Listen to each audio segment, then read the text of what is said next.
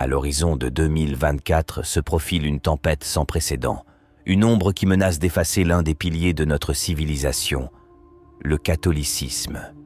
Cette année, marquée par des tensions et des divisions croissantes, pourrait voir une tentative sans précédent d'éradiquer cette foi ancienne du tissu social. Il ne s'agit pas simplement d'une divergence d'opinion. Il s'agit d'une fracture idéologique profonde qui cherche à reconfigurer notre monde. L'histoire nous enseigne que le vide laissé par l'absence de spiritualité et de foi peut avoir des conséquences dévastatrices. Dans cette vidéo, les paroles de Michael Matt vous éclaireront et vous feront réaliser à quel point la période que nous vivons a été prophétisée à plusieurs reprises par Notre-Dame. Asseyez-vous confortablement et écoutez attentivement. Et tout commence maintenant avec cette guerre continue contre Dieu, contre la religion, et cela explique le mépris flagrant pour les chrétiens, pour le christianisme, pour les enseignements moraux chrétiens, qui sont désormais pleinement visibles partout où nous regardons. Oui, c'est parce qu'il n'y a plus de catholiques. Nous restons les bras croisés en tant que chrétiens du monde entier. Dans ce pays particulier, nous nous asseyons et les laissons anéantir des générations entières d'enfants dans le ventre de leur mère pendant 50 ans. Bueno, adivina qué. Ahora somos los grumos en el vientre del nuevo orden mundial. Están viniendo por nosotros y no solo vienen por nuestras almas. Es de ahí donde comenzó. Ahora vienen por nuestros cuerpos. Ahora vienen por nuestra libertad. Ahora vienen por nos vies. Et puis, au milieu de tout cela, vous avez un pape qui, la prétendue autorité morale du monde, les amis, le pape à Rome, le prétendu vicaire du Christ sur terre. Oh, mais il n'utilise pas ce titre plus. Qu'est-ce que tu fais? Appeler les gens à la repentance, exiger qu'ils reconnaissent et respectent la loi morale chrétienne. Non, il est occupé à bénir les unions homosexuelles. Vous commencez à voir où nous en sommes, n'est-ce pas? Et réfléchissons un instant, on oublie quelque chose, tout ça. On a des conversations qu'on ne devrait vraiment pas avoir en public. On se rend compte qu'on a des conversations en public avec des enfants, avec des familles, n'est-ce pas? Ce que nous ne devrions pas avoir dans un monde normal.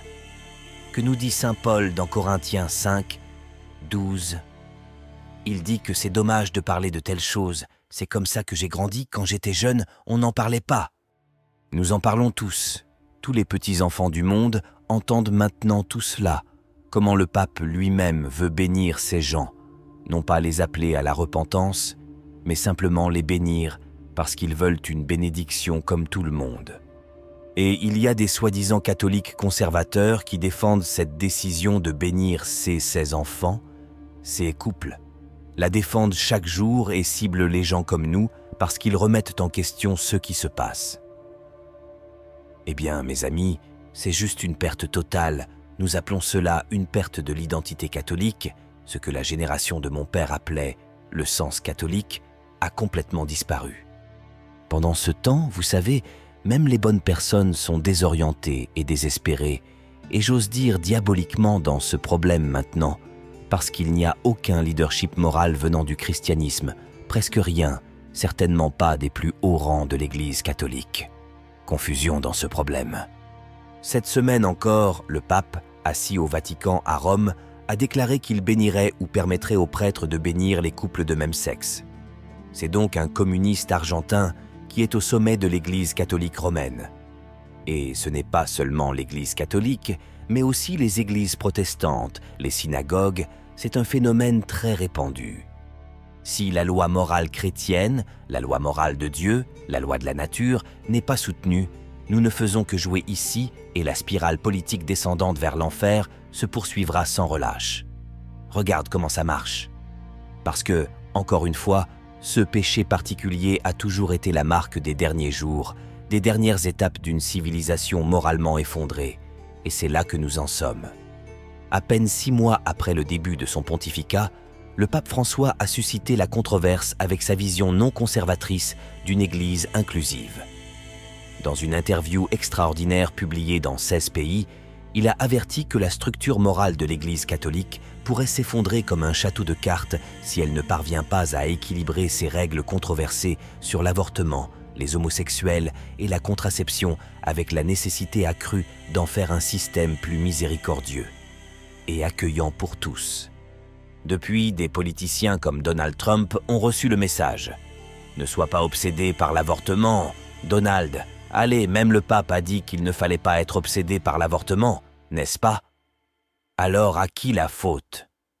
Vous voyez pourquoi on parle toujours du pape ici, parce qu'il influence tout ce qui se passe dans le monde en ce moment, vous comprenez? Et que fais-tu, Donald Trump? Es-tu plus catholique que le pape maintenant? Reculez sur les questions morales. C'est là le problème, mes amis. Tout le monde, depuis le pape jusqu'en bas, envoie le message que l'ancienne loi morale du christianisme, la loi morale de Dieu, est rigide et inflexible et qu'il est temps d'être tolérant et simplement d'accompagner partout où les gens vont. C'est ce que nous faisons. François est beaucoup plus soucieux de promouvoir le programme de diversité, d'équité et d'inclusion à l'heure actuelle que de réaffirmer l'importance de suivre les 10 commandements, par exemple, n'est-ce pas? À quand remonte la dernière fois que vous avez vu le pape François dire quelque chose sur les 10 commandements? À quand remonte la dernière fois que vous avez vu le pape François dire au monde que s'ils ne se repentent pas et ne parviennent pas à la vérité, ils iront en enfer et risquent la damnation éternelle? Quand avez-vous vu ça pour la dernière fois? Oui, peu importe. Maintenant, nous nous inquiétons du réchauffement climatique. Le pape a écrit, quoi? 2, 3 encycliques et des lettres à ce sujet, sur le changement climatique. C'est pour cela qu'il est connu, n'est-ce pas? Eh bien, laissez-moi vous demander ceci. Combien de documents François a-t-il écrit sur la damnation éternelle dans les flammes de l'enfer? Il y a quelques jours, il a dit qu'il espérait que l'enfer soit vide. Il l'espère. C'est le genre de ceux, comme nous l'avons dit la dernière fois, qui auraient consacré la Russie au cœur immaculé de Marie, selon les vœux de Notre-Dame de Fatima, qui auraient montré une vision de l'enfer aux petits voyants, rappelez-vous, et qui étaient pleins de damnés. Les âmes. Maintenant, quand j'étais enfant dans les écoles catholiques, l'université St. John's fournissait ces petites bandes de films, et nous voyions quel serait l'enseignement sur la doctrine de la foi, n'est-ce pas? Les histoires des saints, les points théologiques faits pour les enfants, non? Donc, ce que vous voyez là-bas, ce que vous avez vu là-bas, c'est comme la version diabolique inversée de cela, n'est-ce pas?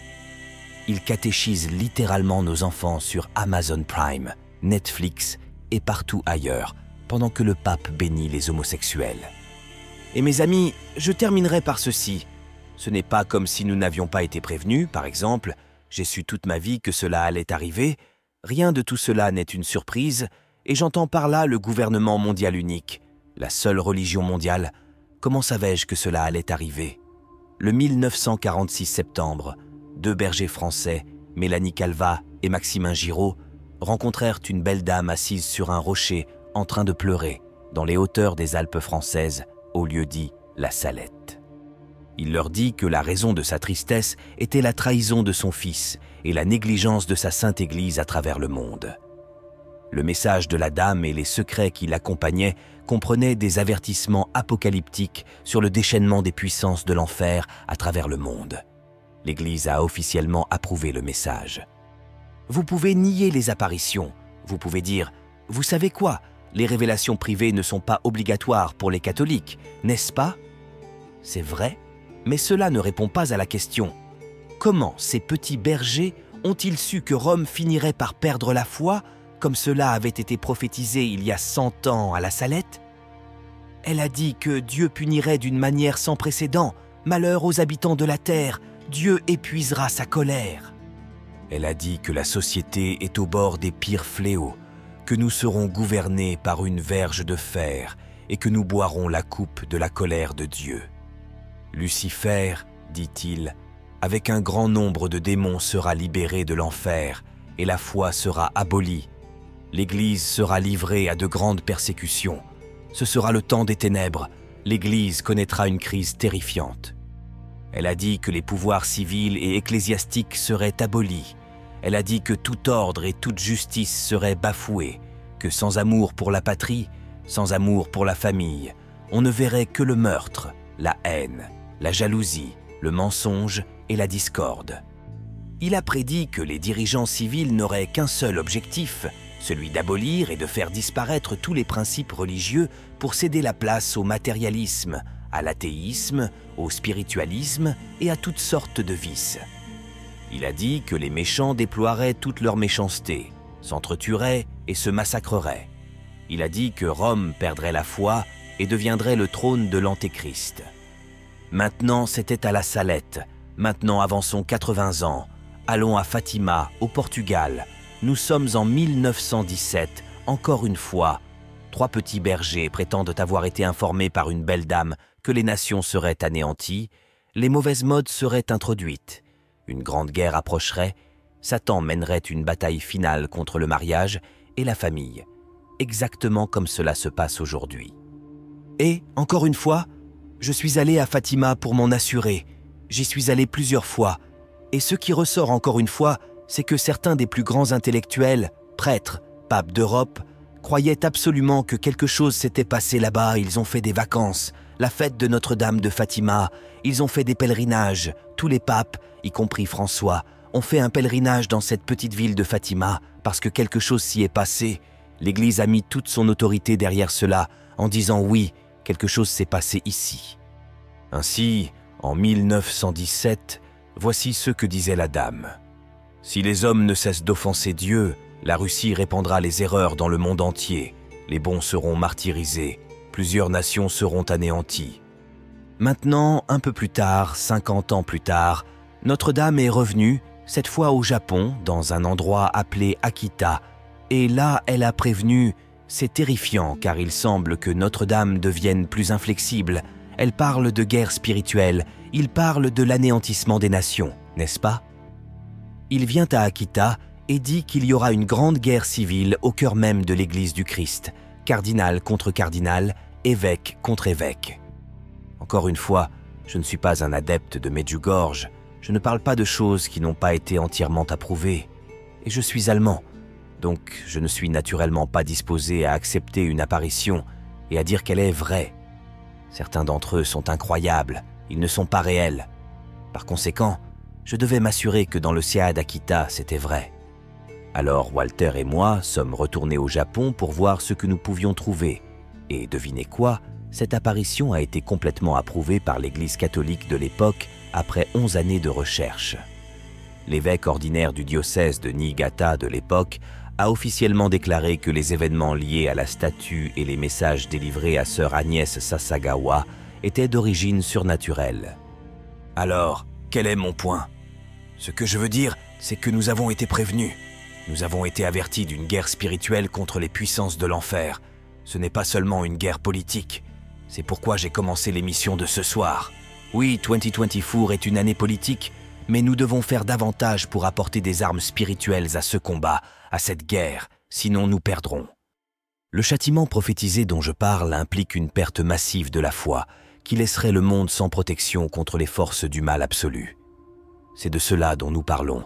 C'est ce à quoi nous assistons en ce moment. Je veux donc conclure ce programme en disant qu'il ne faut pas perdre espoir. Rester engagé en politique, bien sûr, suivre l'exemple de grands hommes, comme Hilaire Belloc, qui, le jour de sa candidature, a levé son chapelet et a déclaré au parti d'opposition. C'est une question suprême à laquelle nous pouvons tous réfléchir, alors que nous entrons dans cette année politique. Il a levé son chapelet vers le parti d'opposition et a déclaré « Messieurs, je suis catholique, je vais à la messe tous les jours. Ceci est un chapelet et dans la mesure du possible, je m'agenouille et récite ces perles tous les jours. Si vous me rejetez parce que de ma religion, je remercierai Dieu de m'avoir sauvé de l'indignité d'être votre représentant. Je suis désolé si le pape François n'aime pas ça, mais c'est ce que Dieu veut.